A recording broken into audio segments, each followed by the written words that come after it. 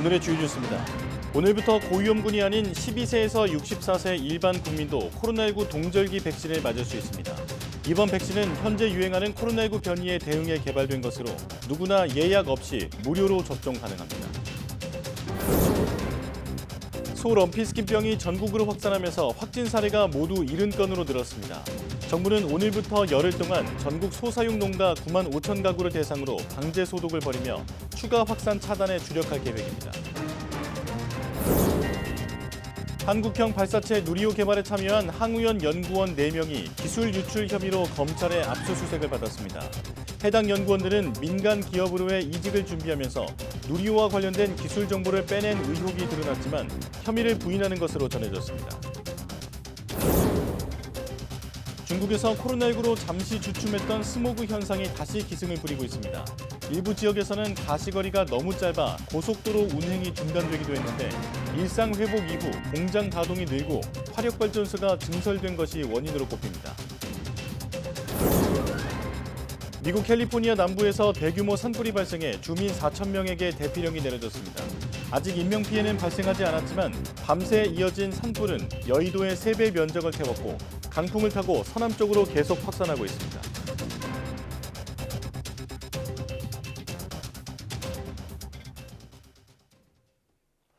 여러분 안녕하십니까? 11월 1일 사이언스 투데이입니다. 일반 국민을 대상으로 한 코로나19 동절기 백신 접종이 오늘부터 시작됩니다.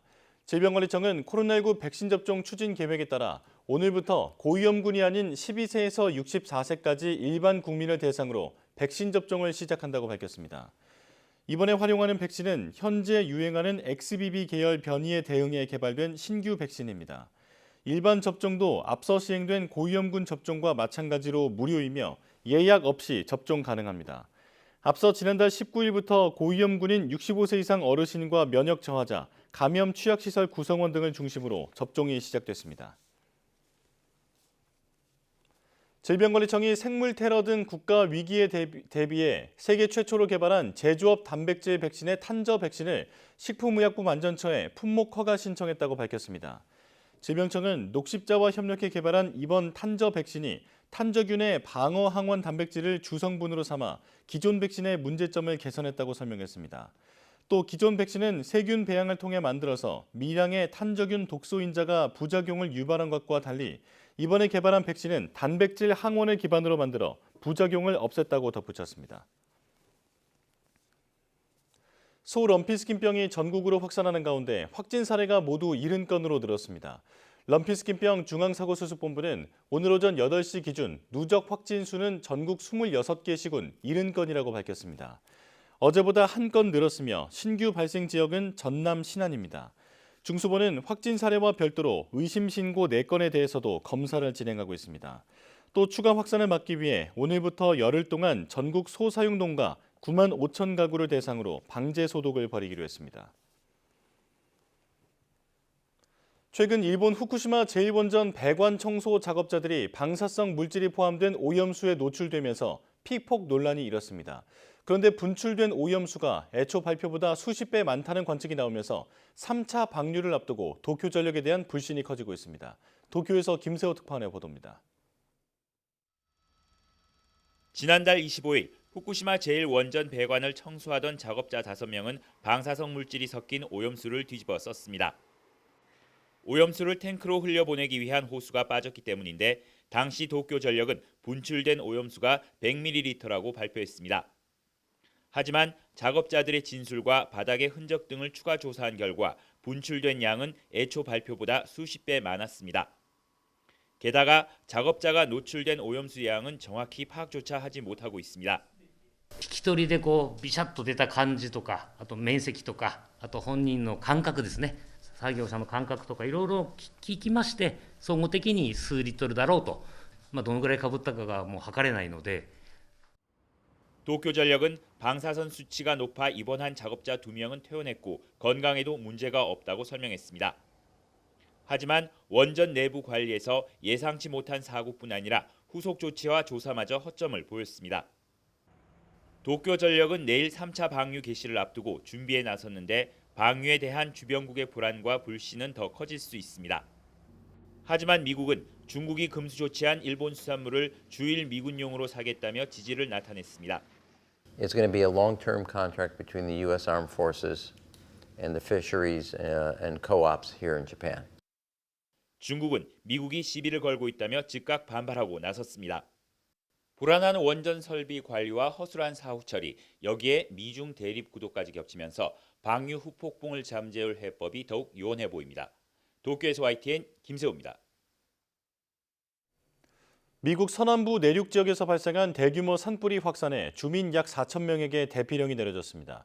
캘리포니아 리버사이드 카운티 소방당국은 전날 오후 하일랜즈 도로와 아구항과 목장 주변에서 화재가 발생해 이틀째 서남쪽으로 확산 중이라고 전했습니다.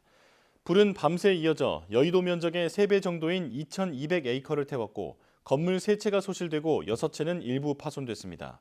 인명피해는 아직 발생하지 않은 가운데 당국은 피해 지역 주변 1,139가구 약 4천 명에게 대피를 명령했습니다. 미국 서남부에서는 고기압이 태평양 연안 방향으로 흘러내려가면서 건조한 강풍이 불고 종종 대규모 산불을 일으킵니다. 중국에선 극심한 스모그가 다시 기승을 부리고 있습니다. 일부 지역에서는 가시거리가 50m도 채 되지 않아서 고속도로 운행이 중단되기도 했습니다. 베이징 강정규 특파원입니다. 요금소 앞엔 차들이 밀려 있는데 정작 고속도로는 텅 비었습니다.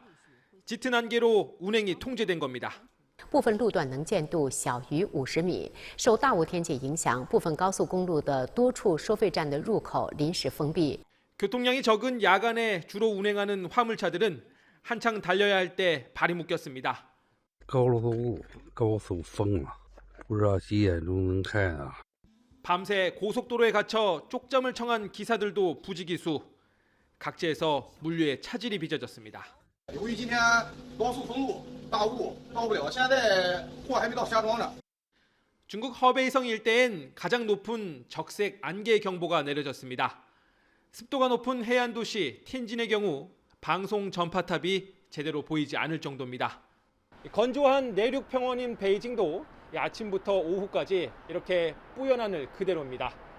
단순 안개가 아니라 매연과 합쳐진 스모그입니다. 중국 북부 내륙에 머물고 있는 따뜻하고 습한 공기가 대기 오염 물질과 결합했기 때문입니다. 일상 회복 이후 공장 가동 증가와 화력 발전소 증설도 배경으로 꼽힙니다. 베이징에서 YTN 강정규입니다.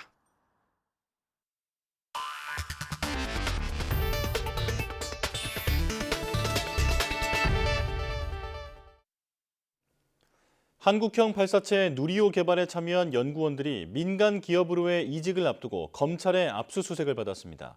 과학기술정보통신부는 한국형 발사체 누리호 개발에 참여했던 연구진 4명에 대한 기술 유축 의혹이 불거졌으며 이에 대한 내부 감사를 진행한 끝에 누리호와 관련된 기술 정보를 여러 차례 빼낸 혐의 사실이 드러나 검찰에 정식 수사를 의뢰했다고 밝혔습니다. 이에 따라 사건을 담당하는 대전지검은 어제 오전 항우연의 수사 인력을 급파해 기술 유출 혐의를 받는 연구원 4명의 연구실에서 관련 자료와 업무용 PC 등을 확보했습니다.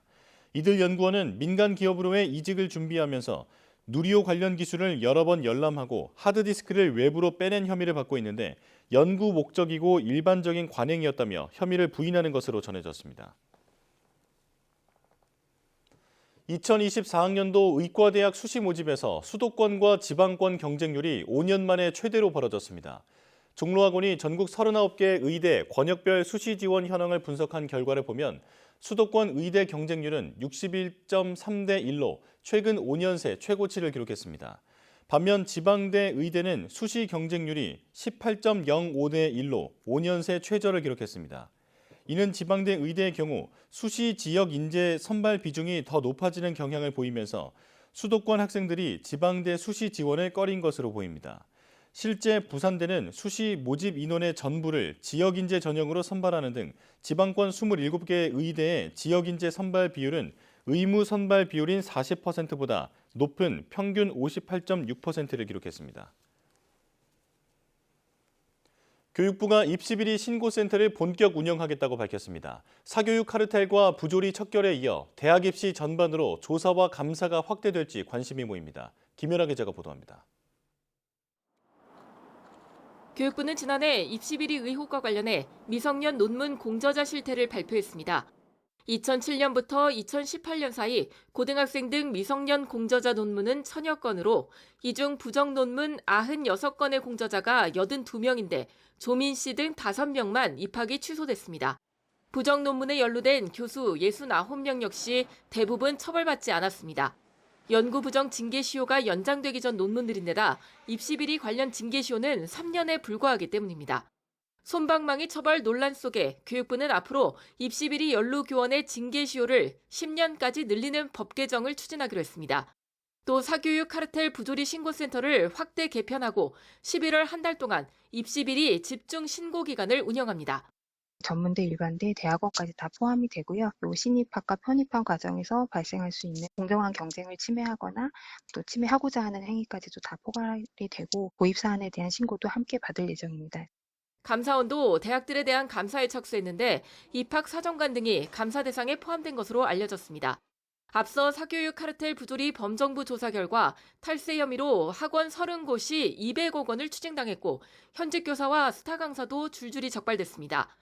또 사교육업체와 거래한 전현직 교사 700여 명이 경찰의 수사선상에 올랐는데 이번엔 입시 컨설팅을 포함한 대입 전반으로 감사가 확대되는 모습입니다. YTN 김현아입니다. 지방의 한 국립대학교 치의학과 특정 전형에 내정자가 있다는 의혹이 제기돼 논란이 일고 있습니다. 학교 측은 있을 수 없는 일이라며 해명했지만 입시 비리 의혹이 확산하면서 교육부가 즉각 사실관계 확인에 나섰습니다. 신지원 기자입니다. 유명 학원 강사 A씨가 고등학교 3학년 수험생의 제보라며 자신의 SNS에 올린 게시글입니다. 같은 학교 재학생 중 한 명이 교사로부터 여긴 우리 학교에서 한 명 뽑아주기로 했으니 지원해보라는 말을 들었다는 겁니다. 지역의 한 국립대학교 치의학과로 앞서 A씨가 입시 비리 의혹을 제기했던 곳입니다. 이 대학은 전체 학과 중 유일하게 치의학과에서만 지역인재 학교장 추천 전형으로 3명을 선발하고 있습니다. 이번 2024학년도와 2025학년도 입시에 새로 도입된 선발 전형으로 기존에 있던 지역 인재 선발 전형과도 다릅니다. 내신 성적뿐 아니라 학교 생활 기록부를 토대로 진로 역량과 공동체 역량을 함께 평가하는 종합형 수시인데다 전국 치의학과 중 유일하게 수능 최저 학력 기준이 아예 없습니다. 모집 인원이 3명인 것도 의아하다는 지적이 나오는데 3명 이하 소수 선발 전형의 경우 개인 신상 특정 우려 등으로 합격생 선적을 공개하지 않기 때문입니다.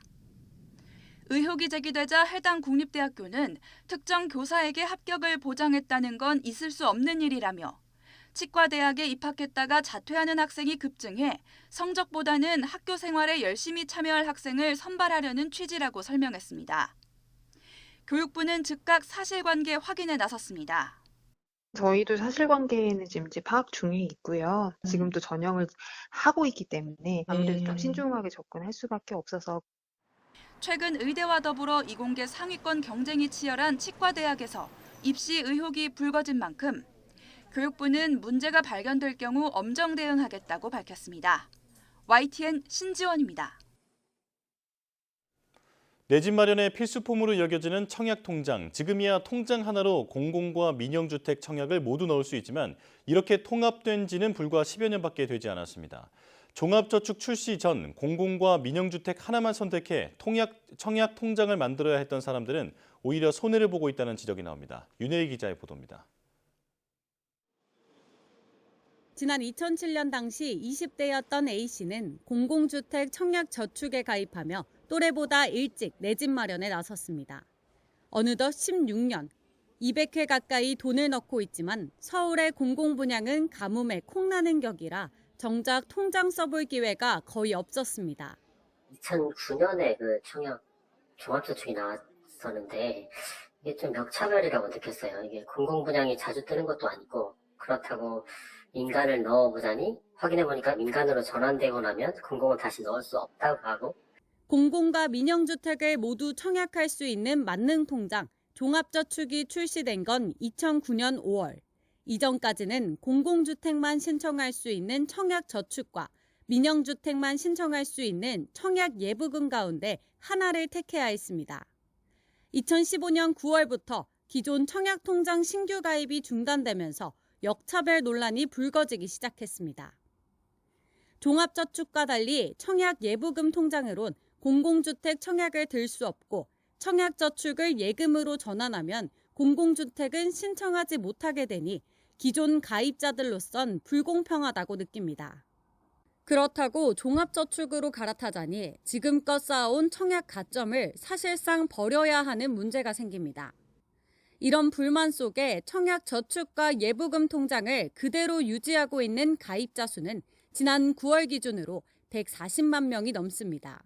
청약 예금으로 전환했을 때 가점이 60점대가 안 된다고 하면 그 오래된 청약저축을 유지하는 것이 낫고, 만약에 청약저축이 10년 내외로 상대적으로 짧은 가입 기간이면서 부양가족이 3명 이상, 즉 4인 가족 이상으로 무주택 기간 15년 이상 유지한 경우 예금으로 전환해서 민영주택을 청약하는 것이 낫습니다. 오랫동안 내 집 마련에 애쓰고도 오히려 손해를 보고 있는 사람들이 적지 않은 만큼 제도를 다시 살필 필요가 있다는 지적입니다. YTN 윤혜리입니다.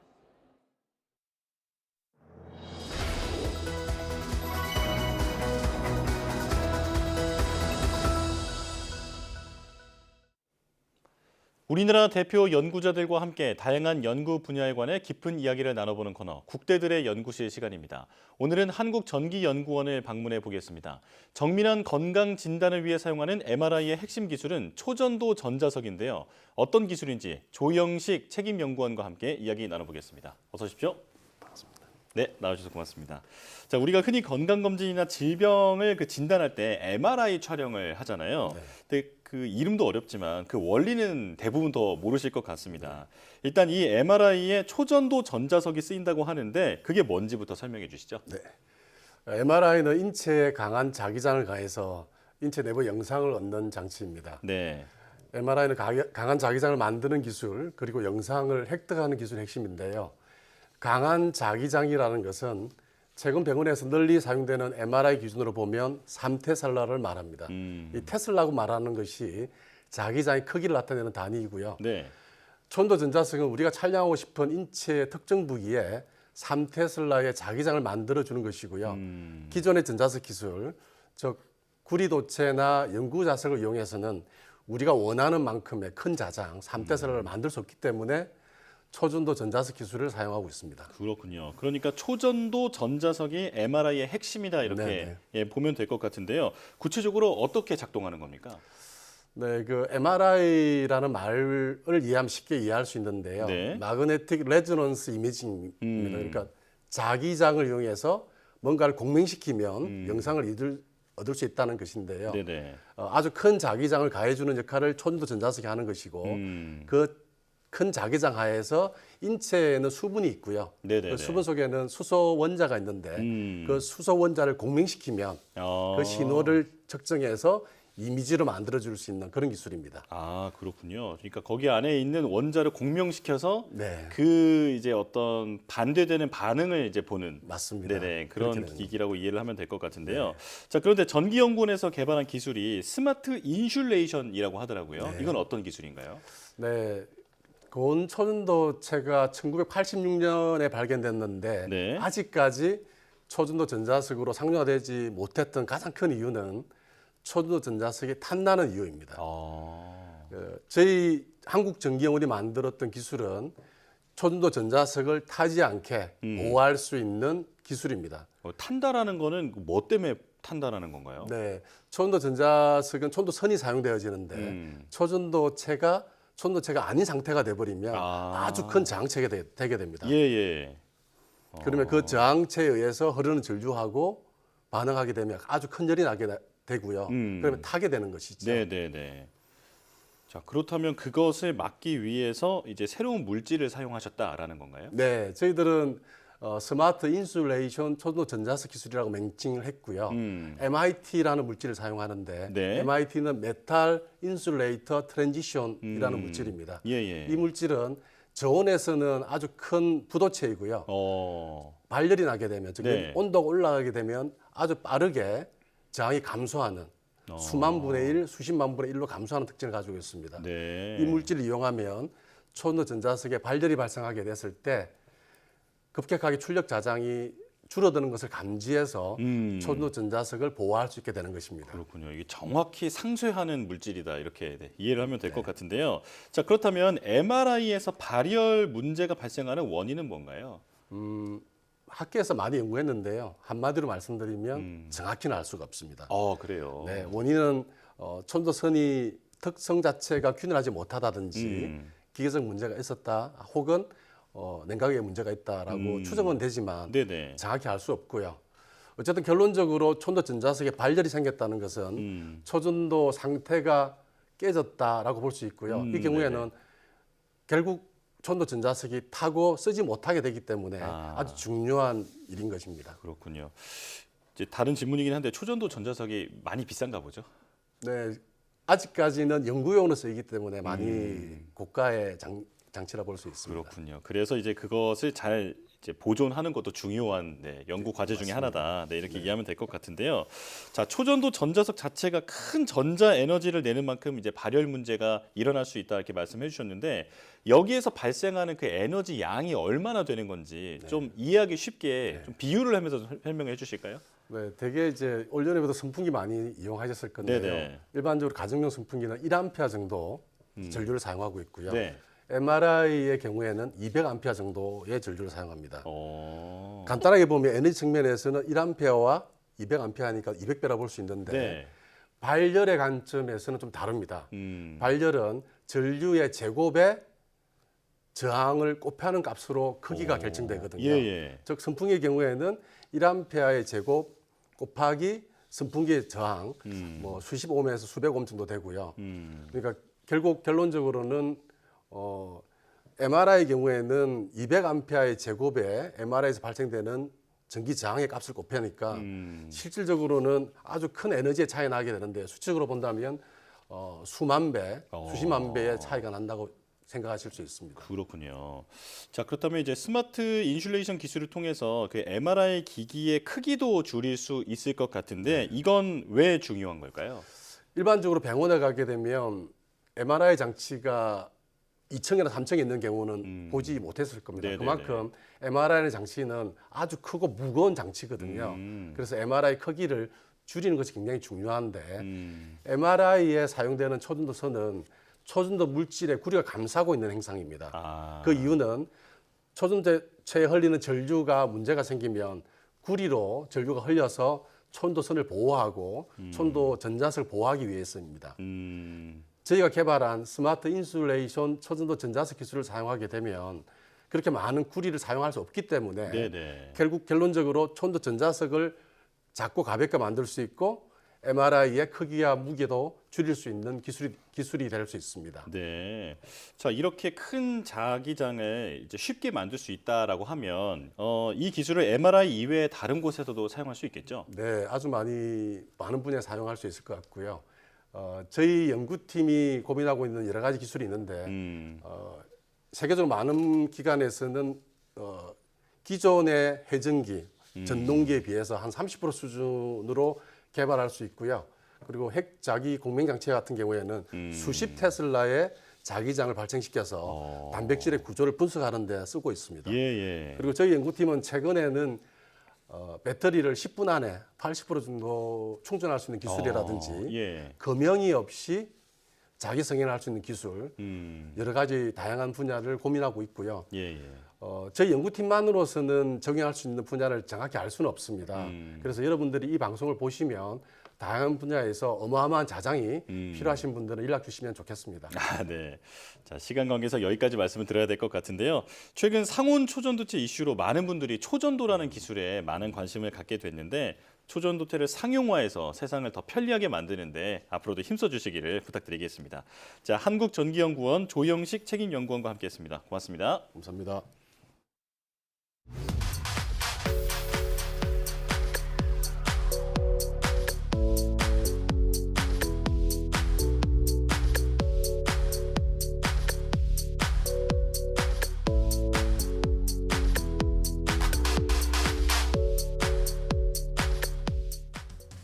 앞서 질병청이 세계 최초로 제조합 단백질 방식의 탄저 백신을 개발했다는 소식 전해드렸는데요.